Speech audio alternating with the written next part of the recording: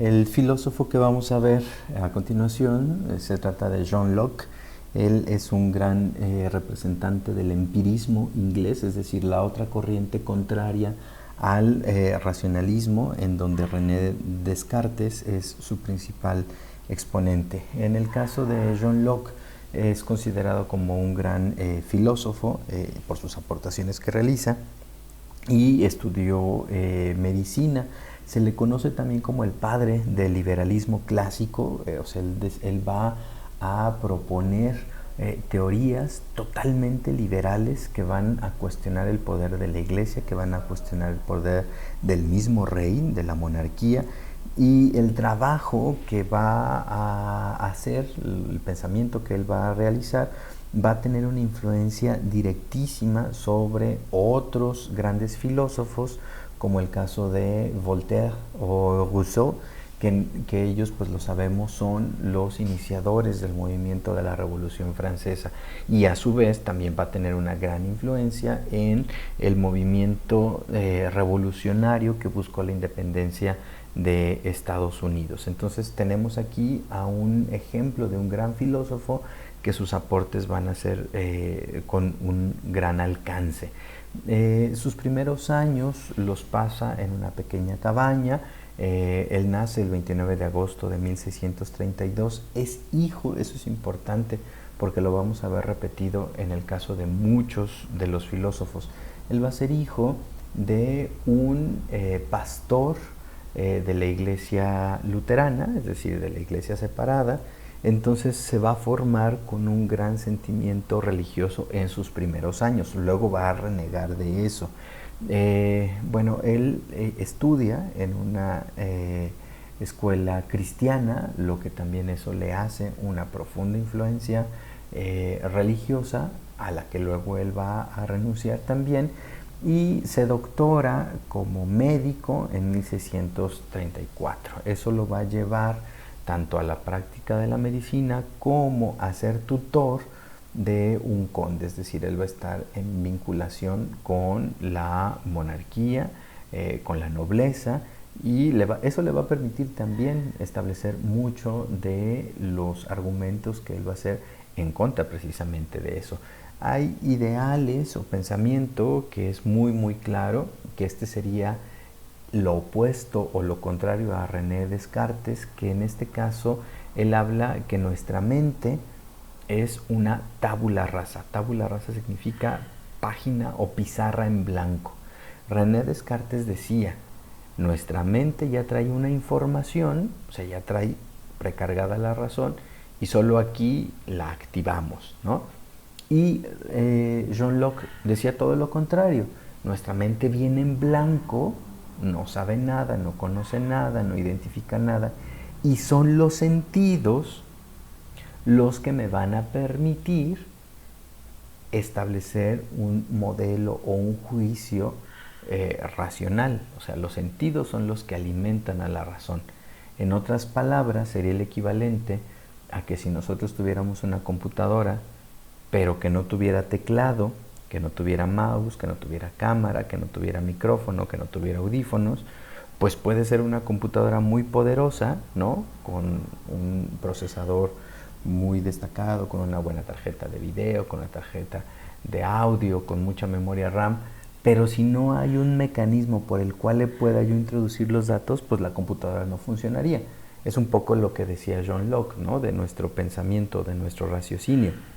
Y si tenemos la capacidad de razonar, pero esta no sería posible sin antes hacer uso de los sentidos. Entonces aquí es donde él hace la manera contraria a lo que decía René Descartes. Descartes apoyaba la razón, John Locke va a apoyar a los sentidos, es decir, a lo empírico. Dice, aprendemos a partir de la experiencia, la experiencia es empírica. Si yo me acerco a la mano a una flama, pues al momento de que sienta yo el dolor en el tacto, pues eso me va a enseñar que el fuego quema, que el fuego lastima.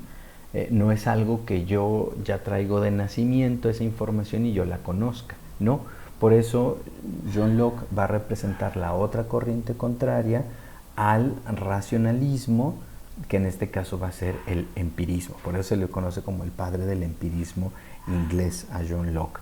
Y bueno, también su pensamiento va a tener una gran influencia política, una muy grande influencia política, porque él va a establecer un tratado, por eso se le conoce como el padre del liberalismo económico también, en donde él está proponiendo la separación de los poderes del legislativo y del ejecutivo. ¿A qué me refiero? A él le toca vivir en una Inglaterra en donde reina la monarquía. Y lo saben ustedes que el monarca, pues prácticamente sus decisiones son unilaterales, es decir, lo que él decide es lo que se hace. Y él muchas veces puede gobernar o mandar a su capricho. Y si el monarca, que es el que reina, es el que gobierna, también hace las leyes, imagínense el riesgo tan grande que hay de que genere leyes o tratados o pues digamos edictos en los que sean unilaterales y a su propio gusto. Y entonces lo que dice John Locke, no, a ver, momento, el poder se debe de dividir. Sí debe de haber alguien que mande, o sea, el poder ejecutivo, pero debe de haber alguien que legisle, alguien que haga las leyes, alguien que las proponga y las valide. Y el ejecutivo se dedicará a hacerlas cumplir, pero quien las fabrica es el legislativo y no debe de ser una persona, debe de ser varias. Con esto John Locke está cuestionando por completo a la monarquía. ¿Se fijan lo importante de esto? O sea, en una Inglaterra monárquica, él cuestiona el poder absoluto de los monarcas y lo va a hacer a través de esta división de poderes en legislativo y ejecutivo. Al día de hoy, pues lo sabemos, ¿no? Que es una monarquía constitucional en donde hay una Cámara de Lores y de Comunes, que en este caso sería el equivalente a la Cámara de Legisladores, diputados y senadores, que son los que hacen las leyes, independientemente del rey. Otra de las cosas también muy grandes que va a hacer John Locke es el cuestionar el poder absoluto de la Iglesia. Y él va a proponer que la Iglesia se debería de separar del Estado, es decir, del rey, porque en ese momento, en esa Inglaterra en la que él le toca desarrollarse y vivir, pues tenían una comunión fraternísima la Iglesia y el Estado. Tan es así que, bueno, quizá lo sepan ustedes, ¿no? Que el rey, o en este caso la reina de Inglaterra, también es la cabeza de la Iglesia anglicana.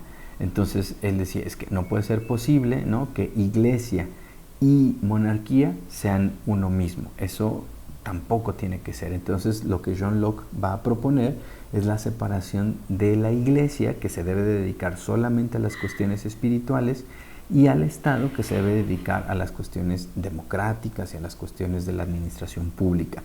Esta idea que John Locke propone en aquel lejano 1600 va a tener un impacto tremendísimo prácticamente en todas las naciones, y luego en 1789 con el estallido, 1789, perdón, con el estallido de la Revolución Francesa, pues va a tener un impacto aún más grande. Entonces la influencia que tiene John Locke como un liberal es muy grande, ¿no? Bueno, aquí hay algo de lo que pueden ustedes revisar en cuanto a bibliografía, o si quieren conocer un poco más, lo pueden encontrar ahí. Pues esos son los aportes de este gran pensador que es John Locke, y que además va a poner en contraposición a las ideas de René Descartes. Mientras René Descartes apoya la corriente racionalista, John Locke va a apoyar la corriente empirista.